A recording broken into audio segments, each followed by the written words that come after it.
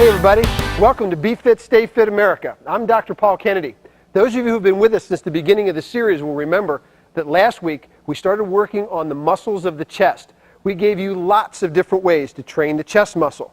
We did single joint movements, multiple joint movements, and in today's show we're going to show you even more exercises for the chest. And later in the show we're going to start training for the upper back. On last week's show, we showed you a single joint movement for the chest called bent arm flies. We showed you 2 or 3 different ways of doing it. And then we started showing you one of the most standard exercises for chest, and that's pressing, chest presses or bench presses. We showed you a flat bench and decline and incline bench and how to do it with dumbbells. Well, on this particular machine, this is really the best of both worlds. It gives you the feel of a barbell and the safety and convenience of a machine. It's a barbell-loaded leverage machine made by Hammer Strength. Now take a look at it. You see the barbells are located on the end of a leverage arm. Also, one of the other features of this machine that makes it one of my favorites is that the movement is across the midline of the body. It's a little bit more natural. Let me show you what I mean. When we take the movement out, and I've already adjusted my seat incidentally so that the barbell is right on the center of my chest. Remember, in any machine you're generally going to have a seat adjustment to make, so make sure you know what your seat adjustment is. When I push the resistance out and pause, you'll notice that my hands are now much closer together than they were when they were back here. You see, the natural movement of the body is not necessarily straight up and straight down like we would do with a standard barbell bench press. In fact, that's why many people have elbow and shoulder problems associated with standard barbell pressing. Well, a machine like the Hammer, a barbell-loaded leverage machine, takes care of a lot of that. It starts in a natural position here, and as we move forward and press the weight away from the body, it moves toward the midline.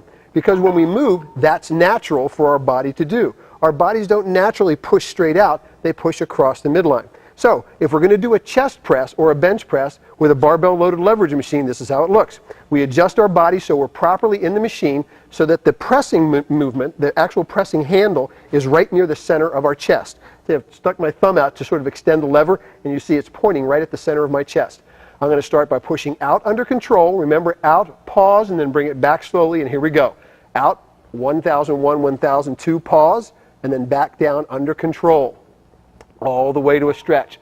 All the way out, under control, pause, and bring it down in about twice the time it takes us to lift. Exhale on exertion. Breathe in as the barbell comes back. Now, one of the other things to keep in mind, particularly on bench pressing, is to keep your face relaxed. If you throw your head back and start to make a face, it really means that you probably have weight that's a little bit too heavy, and that means it's time to stop lifting or to reduce the amount of resistance. So let's push the weight out, bring it down under control, and pause. Now with a barbell-loaded lever, it's easy to set it up so we can do that quick set system that I showed you last week and in previous shows. I have it set up so I can take barbells off the outside. So once we reach momentary fatigue, we can stop, get out of the machine, pull about 25 to 30% of the weight off each side so that's even, get back in the machine, and continue lifting. Barbell-loaded levers, a great way to do chest presses and a great way to train your chest.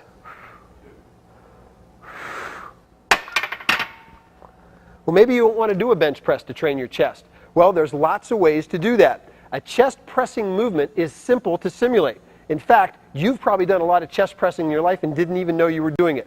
It's called a push-up. A push-up is nothing more than a chest press, whether it's done with a barbell or a dumbbell, a chest press upside down. Instead of the resistance moving, you're doing the moving and you're providing the resistance with your body. So let me show you a couple of different ways to do that. A typical push-up starts with the body in this position, back flat, butt down, and we're going to go down under control, pause, and come back up under control. Now remember, we don't want you to do the fastest push-up, and we do want you to do a full range push-up. So up under control, down, 4, 3, 2, 1, back up under control and pause, back down, 4, 3, 2, 1. Now, if you're having difficulty with that, or if you start to fail on the push-up, which is what we're trying to do, we want to get you to momentary fatigue, just drop to your knees. That reduces the lever and makes it a little bit easier for you to complete the push-ups. So you can go a little bit beyond fatigue, and in that way, you can increase the strength of both your triceps, your shoulder, and the target muscle, your chest. Now, if you can't do a push-up, if you've never been doing it a lot, or if you've tried it before and you just couldn't do it, let's try something a little bit more modified. We can use the same bench, you can have one at home, Lean against the bench with your back flat, your legs in alignment with your spine, and come down under control and back up under control. Down 4, 3, 2, 1, back up under control. And you notice that each repetition now takes about 4 to 6 seconds. That's a lot of time to keep your chest and your triceps in a contracted position. And that way, we can make the muscles work. If that's difficult for you, let's try an even simpler piece of equipment. It's called a chair. Make sure the chair is large enough, strong enough to support your weight, and make sure that it's stable, that it doesn't slide across the floor. We don't want to find you lying face down in your living room. Lean against the chair, make sure it's stable, down under control, pause. You can do this one easily. Back up, under control and pause. Down under control and pause, and back up, under control. You can start, if you're a novice, with the chest press on the chair, then you can go to the chest press on the bench, and maybe graduate to doing a push-up on the floor. And all of those you can do in the comfort and the privacy of your own home. So you can see there's so many ways to do the chest. Whether you're in the gym or whether you're working out at home, it's the technique that's the important part. As long as you move under control and keep the target muscle in contraction time, you will always increase your strength. Now, I'm going to show you some ways of doing a chest press using a piece of rubber strapping. We've shown you how to train your chest with a chair using a chest press. Now we're going to show you how to do a chest press while sitting on a chair. Now, remember the rubber tubing we used in previous episodes? This is a sample of it. This is very difficult to use using a chest press, however, because it's a little bit too long. When we sit in a regular chair, the same one we use for the chest pressing exercise, we don't have as much range of motion. The length of it is just too much, and we can't really shorten it. But I've got another piece of equipment that's even simpler to use. This is rubber strapping.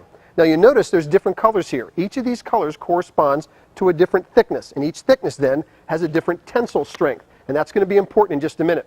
Let me use the green one. That's the one sort of in the middle, and I'll show you how it works. We simply take the rubber strapping, we wrap one end around our hand, simple to do, go to the other end, wrap that one around our hand, and we take the part in the middle and wrap it around the chair. Now we can start our pressing position back here near our chest to simulate using a dumbbell or a barbell chest press. I'm going to take the weight out under control and pause, and there's some weight here, down 4, 3, 2, 1, all the way to a stretch. Back out under control, down 4, 3, 2, 1. Now you see again, it's the technique that really makes our muscles work harder. Instead of trying to pop it out and bring it back quickly, instead of taking it out quick and bringing it back, we're staying in contraction time far longer by taking it out under control and bringing it back under control. Now as we get stronger, we can simply slow the movement down, or we can use strapping of a slightly different thickness. So, lots of ways to train the chest, whether you're at home using push-ups, maybe some rubber strapping, or if you're in the fitness center. Lots of presses and lots of different ways to do your chest. We're going to continue today's show by talking about training techniques for the upper back. Now, first of all, a little bit of anatomy and biomechanics. Whenever we train the back, the biggest thing, the hardest thing, is to isolate the back, because most of the exercises that we do for the back also involve the bicep. Whenever we train the back, we're taking the elbow from this position back or from the side position down. That's what the large muscle of the upper back, the latissimus dorsi, that fan-shaped muscle in the back really does. So whenever we have an exercise that moves our elbows in that position or in this position by pulling the elbows into the midline of the body, we're using the latissimus dorsi as the primary mover. Now, as I mentioned, the biggest challenge is whenever we use the arms, we are always going to be limited in what we can do with the back by the strength of the smallest muscle, which in this case is not the back, the latissimus, it's the bicep. So, we're going to show you a little bit later in the show how to isolate that even more. We're going to show you a little bit later how to use an exercise on a machine called a pullover, which completely isolates the back and is my favorite way of training the back. Now, let's start with a simple machine. One of the simplest ways to train the back is to do an exercise called a seated row. In fact, any rowing movement will train the upper back as a primary mover. With the seated row, this is a selectorize machine. In other words, it has a weight stack. I'm going to start with a fairly simple weight for me, but I want to make sure we have the good technique. Remember, we also have, whenever we use a selectorize machine, a seat setting. I've already set the seat so that my chest and my body is stabilized on the chest pad. Also, I can adjust on this particular machine the lever arm. We can adjust it up or down. I've set it so that when I reach forward, I have to just barely reach out in front to get that good stretch. Remember, we talked about full range of motion earlier in the series. Now, when we do the exercise, we're going to start in the stretched position. I don't want the weight touching. I want to make sure that I'm stretching that lat. Remember that the lat starts back here and inserts or attaches to the upper arm bone right here. That's why a lot of times when you do lat work, when you do upper back work, you actually feel it in the back of your tricep, and it feels like your arm. Well, it does feel like your arm because that's where that tendon that attaches the latissimus muscle to your upper arm bone attaches, right under the tricep at the top of the upper arm bone. Now, go back into our position. We're going to start with our arms extended, palms toward us, with a good stretch position. Here we go. Up under control, pause, and then back down slowly to a stretch. Now, once again, watch my elbows. I'm going to start in this position, come all the way up, pause, and go all the way back down. Up under control, and pause. Now, I'm getting a good stretch at the bottom. You notice I'm not stopping halfway. I'm not moving quickly. I'm coming up under control and pausing, then coming back down under control. Because I'm using a controlled movement, I always know that it's the muscle that's going to be lifting the weight.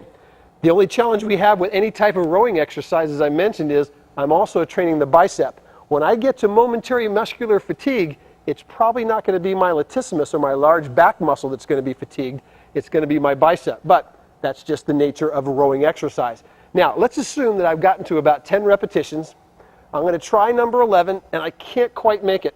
I'm going to replace the weight, and just as we've always done before, I'm going to reduce the weight on the weight stack by about 25 to 30%. Re-grasp the bar and continue lifting. That's really quick set number 1, which is equal to my second set of exercise. And that way, we can get through our workout a lot more quickly. A seated row, a simple way for us to continue our back training.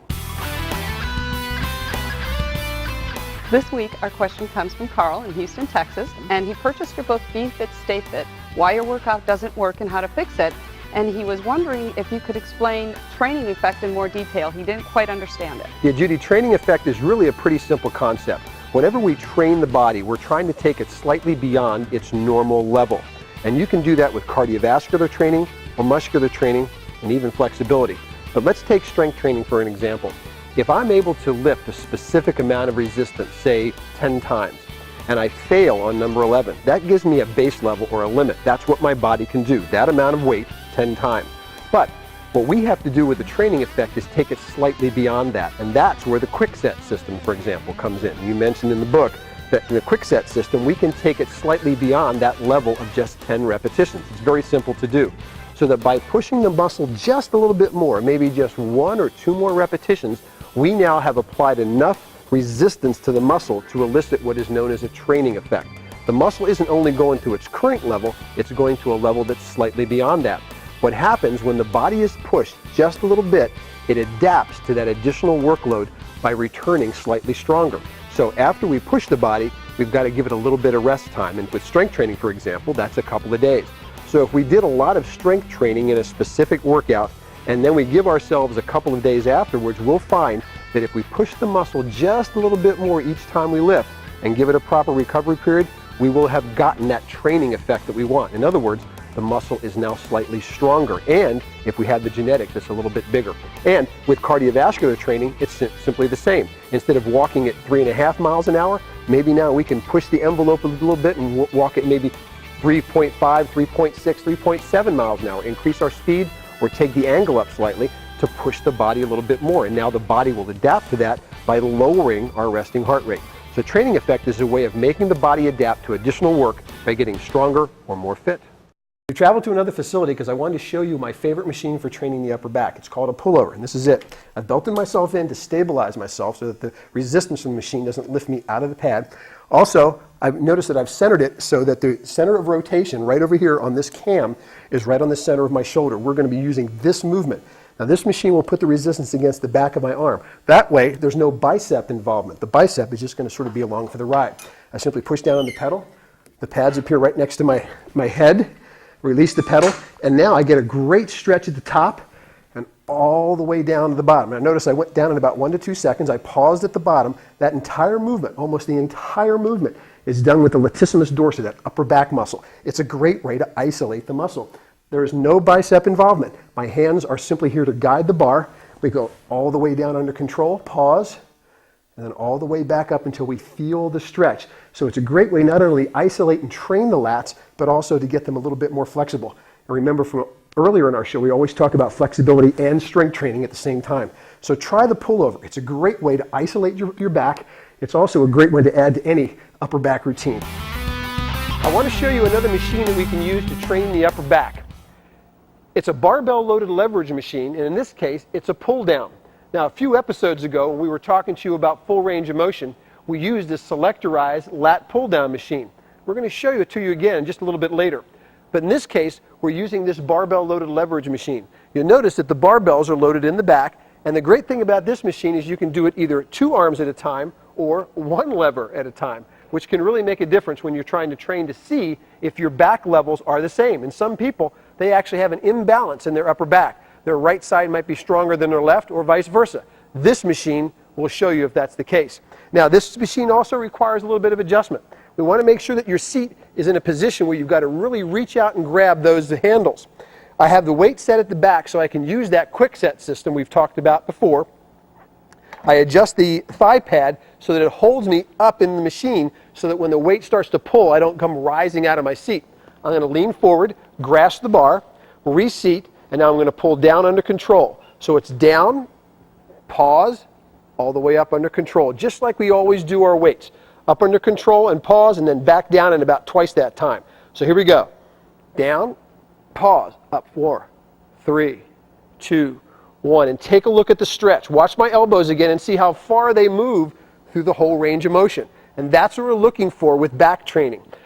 Just as I said before on the selectorized seated row, I don't want you pulling the weight. I don't want you snapping it and pulling it down hard. I want you to pull it down under control and then back up under control and keep your face relaxed. Now, when I get to the point of momentary muscular fatigue, let's assume I've just done that. I'm going to lean forward slightly and release the weight, hop out of the machine, go to the back, and I'm going to reduce the resistance by about 25 or 30%. I would come back on the machine and start over again with quick set number 1, which is really our second set of exercises. Another simple exercise for training the upper back is the good old-fashioned lat pull down. Now, I'm sitting on another selectorized machine. Lat pull downs, just as we did before, you saw can come in barbell-loaded leverage machines or in a typical single-station lat pull down selectorized machine. It's really simple to do. All I've done is I've set the resistance at the proper level. Remember, since this is an upper body exercise, we want to find a weight we can do to momentary fatigue between 8 and 12 repetitions. Now, how do you get into a lat pull down machine? Well, you stand first, grasp the bar using a chin-up grip, meaning your palms are towards you. Reseat in the machine with your thighs under the thigh pad to keep you stabilized in the machine. And then, well, here we go. Down under control and pause.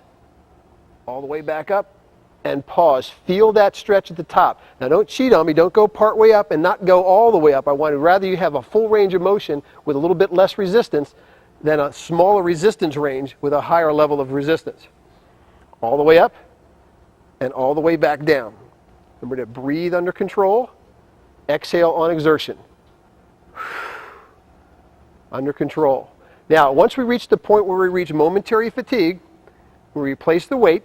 We don't let it slam. We stand, reseat, reduce the weight by about 25 or 30% for our first quick set. Stand, re-grasp the bar, bring it back down, and begin lifting. A lat pull down. A simple and easy way to start training your upper body.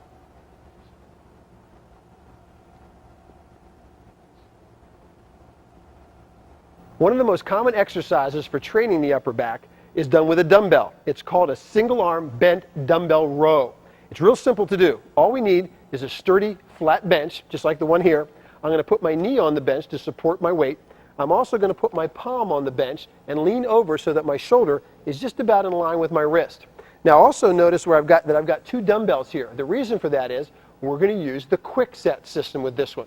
Now remember, if you want information about the quick set, it's in the book. But let's keep moving on. We're going to take the first dumbbell. In this case, this is a 40. I'm going to take a position so that my upper back, my whole spine and upper body is just about parallel to the floor. When I bring my arm out to the side, you're going to notice that it's not going to be at 90 degrees. It's not going to be right next to my ribs. It's going to be out at about 80 degrees. That way it's going to make the lat work rather than all the shoulder or all my biceps. So it's up under control, pause, and back down slowly to a stretch. That's right, all the way down. Up under control, pause, down slowly to a stretch. Don't jerk the weight and don't go only part way down so you can get a little bit more repetition work. All the way up, pause, all the way back down under control. Now let's assume, since we have to use an 8 to 12 repetition range for upper body work, that I've gotten to about 10 or 11 repetitions all the way down, and now I can't quite complete the weight. I'm going to put it all the way down. I'm going to roll it out of the way as a safety precaution, and then pick up the next dumbbell, which is at approximately 25 to 30% lower than the original resistance that we used, and begin the exercise as quickly as possible. Up under control, pause, and all the way back down to a stretch. Just like we normally do with our quick set system. And remember, one other thing, don't forget to do the other side. Now we're going to show you a way to train your upper back using an exercise that simulates the dumbbells that we just used. Remember that rubber strapping we used before? Well, we're going to use it again. I'm going to show you how to do a dumbbell row using simple rubber strapping. Now once again, we're going to take the middle section, since it's not real difficult to do. I'm going to wrap it around my hand a couple of times this time, and you notice that I'm just leaning on a bench. If you're at home, you can simply use a chair. I'm going to take the strap underneath the bench, stabilize it on this side. See where my hand is? I'm holding the strap, real simple to do. I'm going to wrap it around my hand one more time, and I'm going to start in the same position. Up under control, pause, back down under control, all the way to a stretch. Up under control and pause, back down under control. Now, if it's too easy to do, all I need to do is wrap it another time. Make it a little bit more tense. Bring it up under control and back down under control. If it's too hard to do, I just release once, bring it through just a little bit farther, and loosen it up a little bit so you can control the resistance as you get stronger. Simple way to do dumbbell rows without even having to use a dumbbell.